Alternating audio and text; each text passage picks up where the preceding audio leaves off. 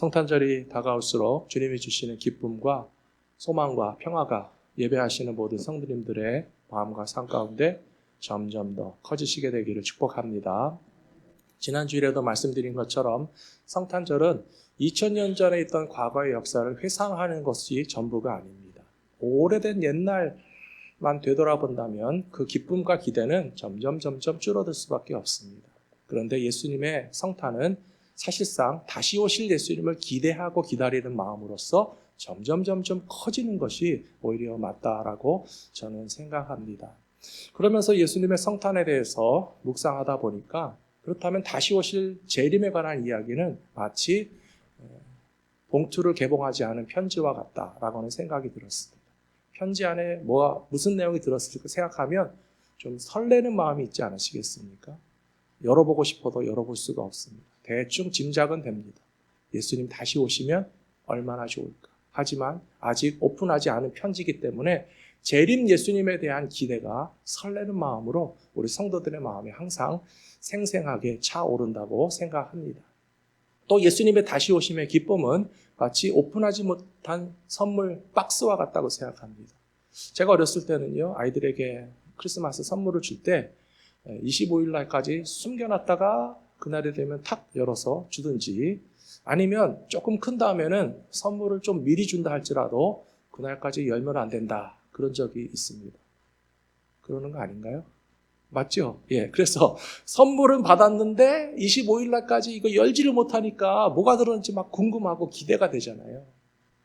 예수님이 다시 오시는 것은 그런 의미가 담겨져 있다고 생각합니다. 우리가 지금 박스를 열지 않았지만 얼마나 좋은 선물을 하나님이 주셔서 다시 오시는 예수님을 맞이하게 될 최고의 선물의 박스는 받았는데요, 아직 열 수가 없어요. 우리가 열 수 있는 게 아니에요. 하나님이 정하신 때에 다시 오시는 예수님께서 재림의 주님을 우리가 만나게 되면 그날의 기쁨과 감격이라고 하는 것은 무엇과도 비교할 수 없는 최고의 기쁨의 날을 이제 앞으로 저와 여러분이 맞이하게 될 줄로 믿습니다. 그런 소망을 가지고 성탄절을 맞이하고 또 맞이할 때마다 다시 오실 예수님에 대한 기대와 소망이 커져가시는 모든 성도님들이 되시기를 축복합니다. 오늘은 성탄에 관한 말씀 묵상하면서 예수님께서 이 땅 위에 평화의 왕으로 오셨다는 것은 어떤 의미가 있을까 하는 것을 묵상해 보았습니다. 모든 사람들은 다 평화를 소원하고 평화로운 세상에 살기를 원합니다. 여러분도 그러시죠? 안 그러세요? 싸우는 게 좋으십니까? 전쟁이 좋으십니까? 평화 없는 세상 살기를 원하는 사람은 아무도 없습니다. 평화라고 하는 것은 우리 주변에 있는 세상과 이 나라가 안정되고 또 안전하게 평화롭게 살 수 있다는 것을 의미하기도 하고요. 또 개인적으로는 내 마음속에 있는 이 평화를 좀 누가 회방하지 않았으면 좋겠다. 나는 좀 조용히 편안하게 살고 싶은데 우리의 마음을 좀 긁어놓는 사람이 나타나기도 하고 우리 주변에 막 시끄럽게 하면서 우리의 평화를 뺏어가는 일들이 너무 많아서 정말 평화로운 세상을 어떻게 하면 살 수 있을까 하는 마음을 가지실 때가 있으실 텐데요. 성경은 분명히 이야기하십니다. 예수님은 우리들 한 사람 한 사람의 마음의 평화를 위해서도 평화의 왕이 되시고요.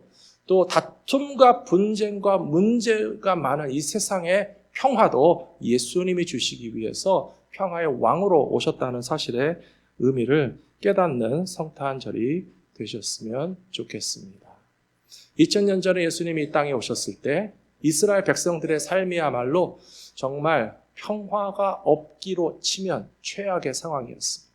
로마 제국의 압제를 받고 있었고 헤롯 왕도 백성들을 별로 행복하게 만들어주지 못하는 왕이었습니다. 그리고 심지어 그 당시에 종교의 역할까지도 백성들의 마음에 평화를 가져다 주기보다는 굉장히 정죄와 비판으로 말미암아서 주눅들게 하는 일들 때문에 평화를 누리지 못하는 시대에 예수님이 오셨다는 것이 굉장히 아이러니합니다.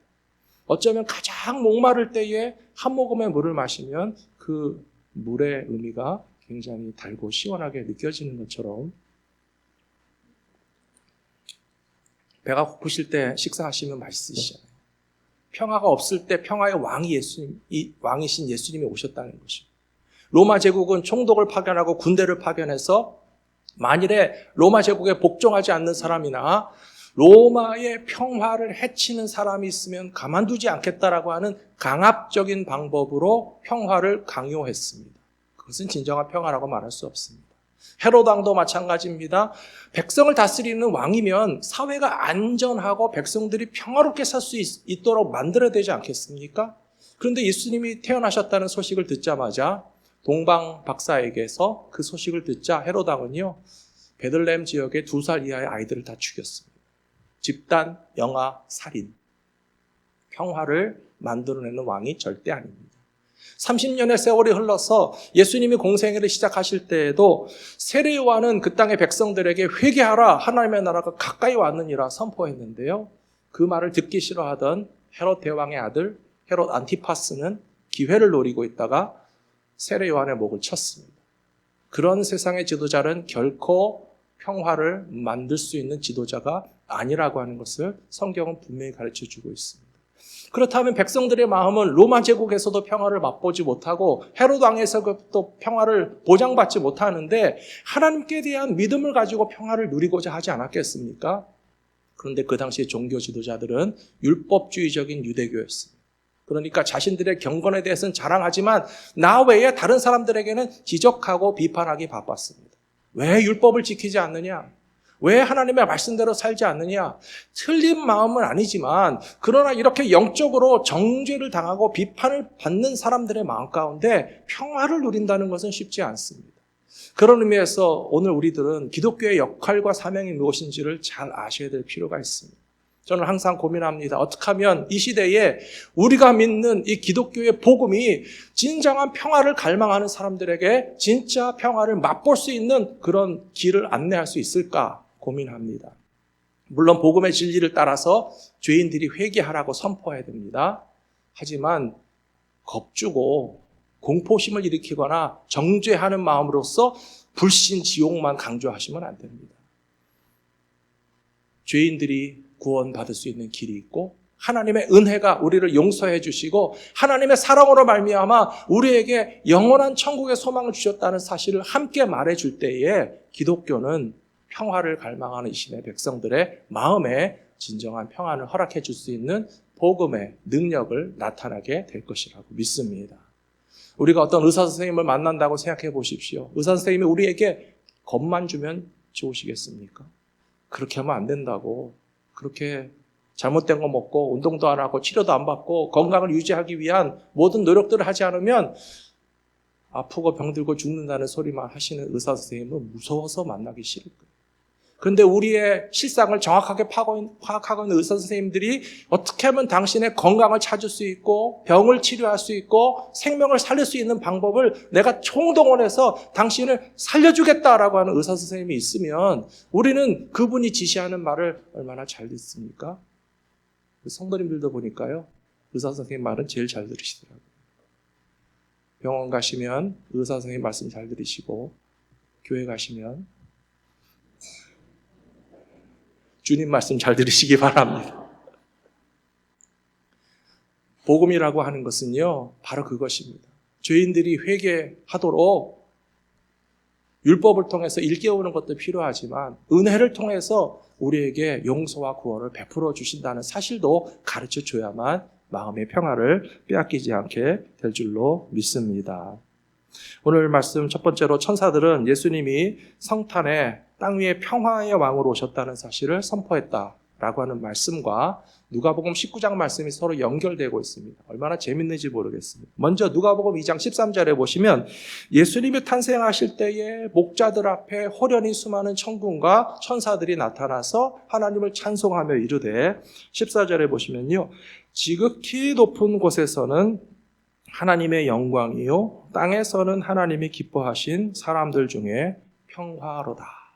예수님의 성탄의 사건은요 평화로서 오셨다라고 천사들이 노래했잖아요.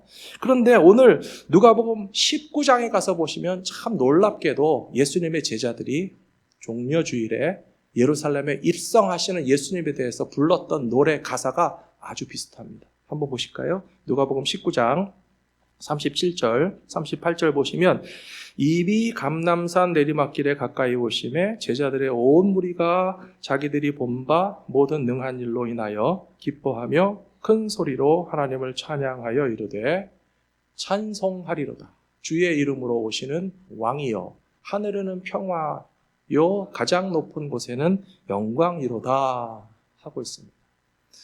누가복음 2장에서는 천사들이 노래 불렀고요. 누가복음 19장에서는 제자들이 외쳤습니다.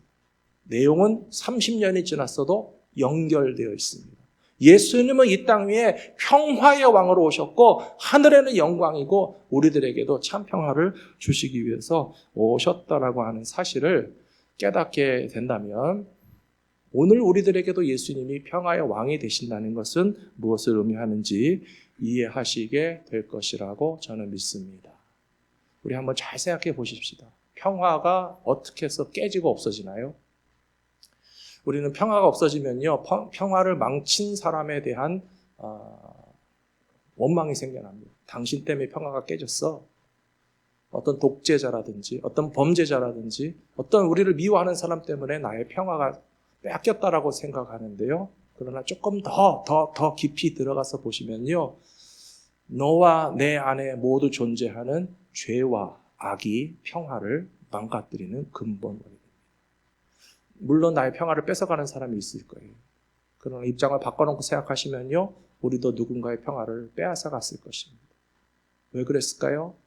나에게도 죄가 있고 나에게도 악이 있어서 나로 말미암아 누군가의 평화를 깨뜨렸을 것이고요. 우리는 그건 다 잊어버린 채 내 마음의 평화만 뺏어가는 사람에 대해서 화가 납니다. 왜 나의 평화를 깨뜨리는 거야?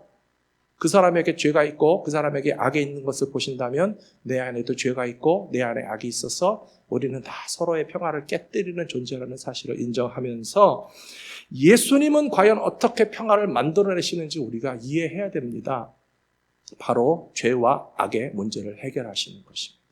예수님께서 죄와 악의 문제를 해결하시는 방법은 바로 십자가입니다. 그렇기 때문에 이 세상이 줄 수도 없고 세상이 알 수도 없는 유일한 평화를 만들어내실 수 있는 분은 십자가 위에 달리신 예수님이 아니고는 진짜 평화를 우리들에게 줄 수 없다는 사실을 인정하면서 예수님이 평화의 왕으로 오신 것은 바로 십자가를 통하여 하나님과 화목하게 하시고 십자가의 원리를 통하여 사람과 사람 사이에 원수된 것을 화평하게 하시고 이 땅 위에 전쟁과 평화 없는 모든 것들을 해결하실 수 있는 능력은 십자가에 달리신 예수님에게 있다는 사실을 인정하면서 우리가 평화의 길로 나아가기를 힘쓸 수 있는 믿음의 사람들이 되셔야 할 줄로 믿습니다.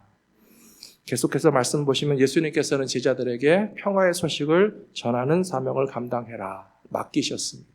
저와 여러분에게도 평화의 소식을 전파하는 사명을 맡기신 것을 믿으시기 바랍니다. 오늘 본문에 보시면 누가복음 19장 39절에서 무리 중에 어떤 바리새인들이 말하되 선생이여 당신의 제자들이 떠드는 것을 좀 조용히 하라 하십시오. 예수님이 대답하여 이르시되 내가 너희에게 말하노니 만약 이 사람들이 침묵하게 되면 돌들이라도 소리 지르게 될 것이다 라고 말씀하셨습니다. 예수님의 이 말씀의 뜻을 아실 것입니다. 평화의 왕으로 오셨고 또 종려주일에 뭘 외쳤죠? 호산나 호산나 외쳤잖아요. 주여 우리를 구원하소서. 평화 없는 세상 가운데 우리에게 참 평화를 주시는 분은 예수님밖에 없습니다라고 예수님의 제자들이 노래도 부르고요, 구호도 외치고요, 큰 소리를 질렀습니다. 그것을 아무도 막을 수가 없다라고 하는 것입니다.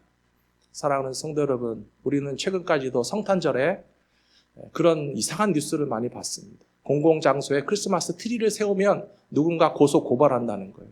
왜 공적 자금을 가지고 무슨 주정부 청사라든지 공항이라든지 학교 퍼블릭 플레이스에 크리스마스를 축하하는 성탄 트리를 만드는 게 마음에 안 든다는 거예요. 참 이해가 안 되지만 그런 사람들도 있더라고요. 또 많은 사람들을 교묘하게 우리의 생각을 조종합니다. 어떻게 하죠? 크리스마스의 주인공, 그럼 누가 생각나야 됩니까? 예수님이 생각나야 되죠. 솔직히 말해보세요. 산타라고 생각하시는 분도 있죠. 크리스마스의 주인공이 누굽니까? 사람들의 생각을 교묘하게 조종하면서 예수님을 깜빡 잊어버리게 만들고 산타 할아버지가 주인공이 아닌가 하는 생각을 하게 만드는 것도 결국은 예수는 평화의 왕이시고 호산나 우리의 주님이시라는 소리를 틀어 막는 것과 똑같은 현상들 속에서 우리는 살고 있다는 것입니다. 학교에서 선생님들이 학생들에게 메리 크리스마스 말하면요, 집에 가서 엄마한테 얘기하면 야 고소하자 그래. 왜 학교에서 크리스마스 기독교 종교에 대해서 말하냐? 말을 못하게 틀어 막는 거예요.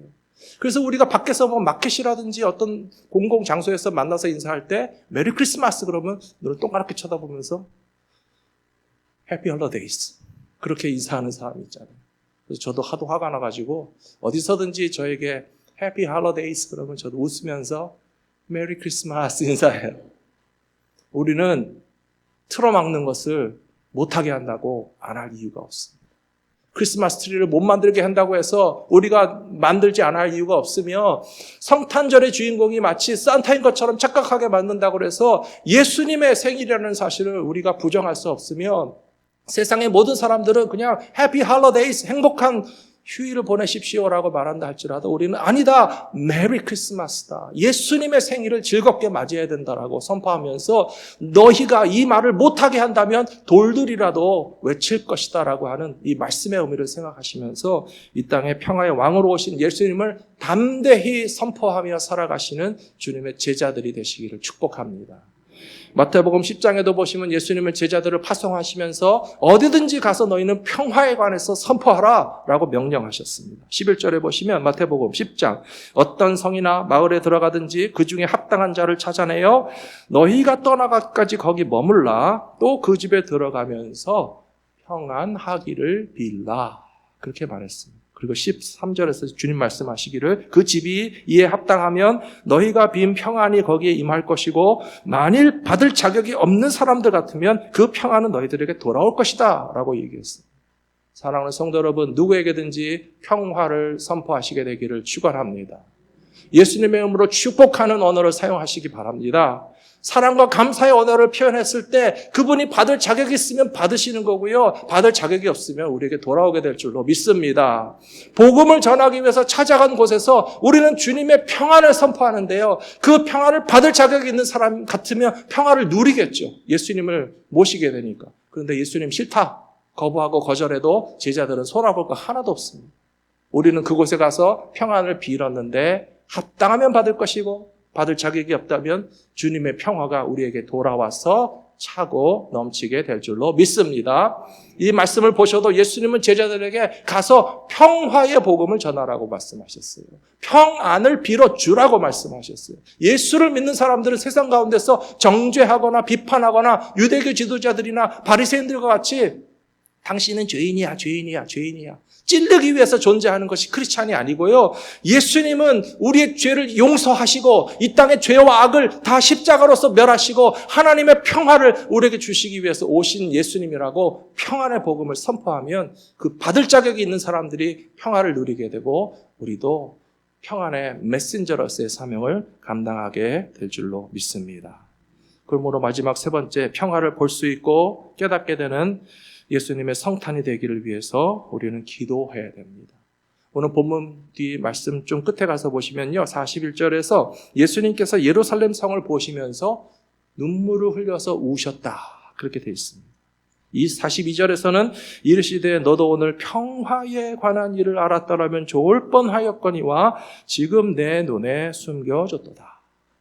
예수님이 눈물 흘리신 이유는 예루살렘 성 사람들이 평화를 모르기 때문에 애처로워하신 거예요.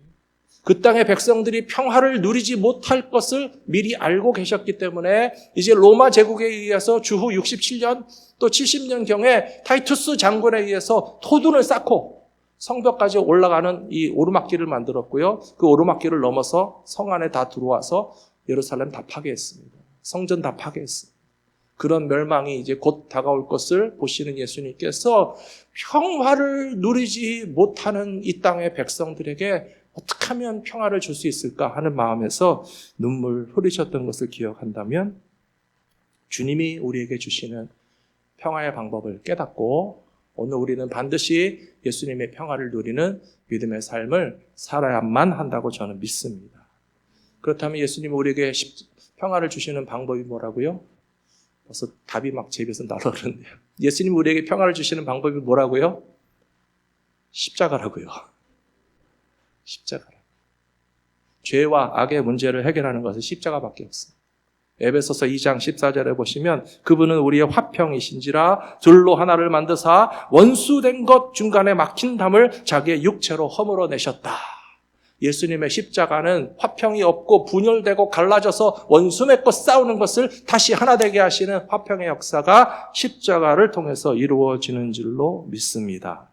15절 보시면 법조문으로 된 계명의 율법을 폐하셨으니 이는 이 둘로 자기 안에서 한 세 사람을 지어 화평하게 하시고 또 십자가로 이 둘을 한 몸으로 하나님과 화목하게 하려 하심이라. 원수된 것은 십자가로 소멸하신다라고 되어 있습니다.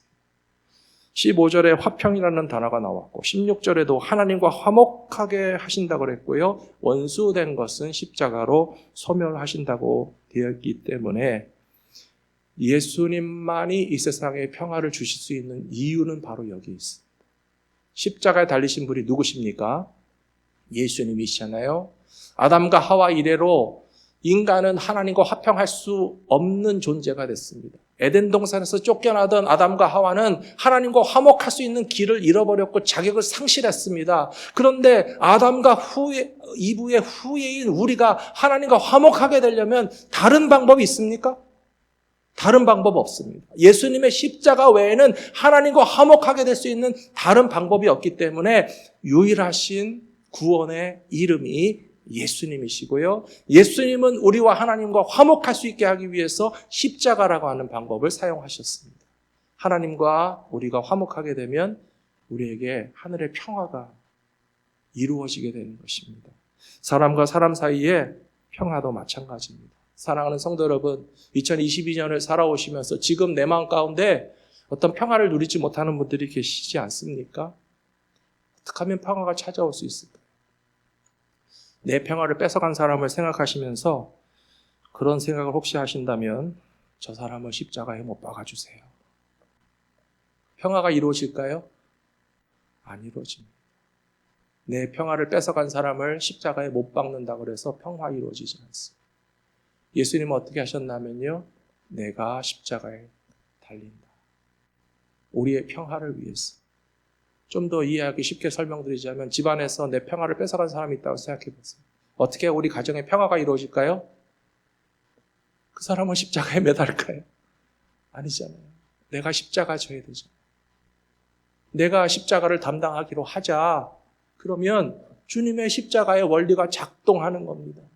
다른 사람을 십자가에 못 박고자 하는 마음으로서는 평화를 찾을 수 없는데 내가 예수님처럼 십자가에 달리기로 작정하시면 여러분들의 가정에 주님의 평화가 역사하게 될 줄로 믿습니다. 모든 인간관계와 공동체가 마찬가지입니다. 이 세상에 누구도 자기가 주님을 따라서 십자가 지게 될 생각을 하지 않고요. 다른 사람들만 자꾸 십자가 지러 가라고 그래요.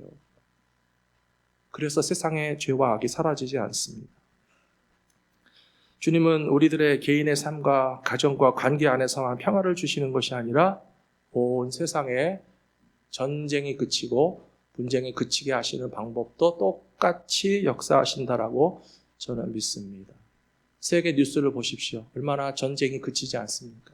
미얀마라고 하는 곳에서는 작년부터 시작된 군부 통치로 말미암아 수많은 민간인들이 희생되고 있습니다. 시위대를 향해서 실탄 사격하는 것은 비일비재하고요. 군대의 공격 무기를 사용해서 소수 부족의 마을을 학살하는 일들을 지금도 하고 있습니다. 얼마나 악한 정권인지 모르겠습니다. 러시아가 우크라이나를 침공한 것이 올해 초의 일인데 지금 연말이 다 되도록 지금 전쟁이 끝나지 않고 있습니다.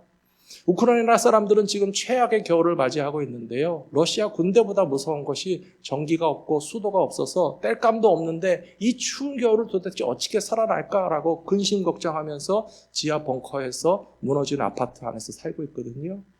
그럼 러시아 사람들은 쳐들어갔으니까 괜찮은 거 아닙니다. 공식적으로 러시아 군대는 10,000명이 사망했고요. 비공식적으로는 러시아 군 20,000명 이상이 죽었을 거라고 생각하는데 러시아에 있는 어머니들이 내 아들을 전쟁터에서 돌아오게 해달라고 아무리 부르짖어도 그 소리는 들리지 않습니다. 이 세상에 평화가 없게 만드는 것은 결국은 다 죄이고 악입니다. 죄와 악의 문제를 해결하지 않고는 어떤 방법으로도 평안은 오지 않습니다. 핵폭탄을 가지면 평화를 만들 수 있습니까? 그건 로마 제국의 원리죠. 로마 제국의 논리는 로마 군대가 강하니까 로마의 평화를 해치는 존재들은 가만두지 않겠어 라고 하는 그런 강요된 강압적인 평화인 것 같아 보였지만 그건 절대 평화가 아닙니다. 지금도 중국이나 북한이나 무기 경쟁을 하면서 전쟁 무기의 강함을 가지고 평화를 서로 주장해봤자 절대 평화는 오지 않습니다. 죄와 악의 문제를 해결해야 되고 죄와 악의 문제를 해결할 수 있는 것은 예수님의 십자가밖에 없습니다. 성탄의 의미는 평화의 왕으로 오신 예수님이 내 삶 속에, 우리 가정 가운데, 우리 교회 가운데 역사하시도록 우리들 스스로가 십자가의 길을 따라가야 하고요. 이 세상에도 주님이 주님의 방법으로서 평화를 주시고 전쟁이 그치고 이 땅의 백성들이 하나님의 통치하심에 복종하는 날이 하루속히 오게 해달라고 기도하며 찬송하시면서 성탄절을 맞이하시는 저 여러분들 되시기를 축복합니다.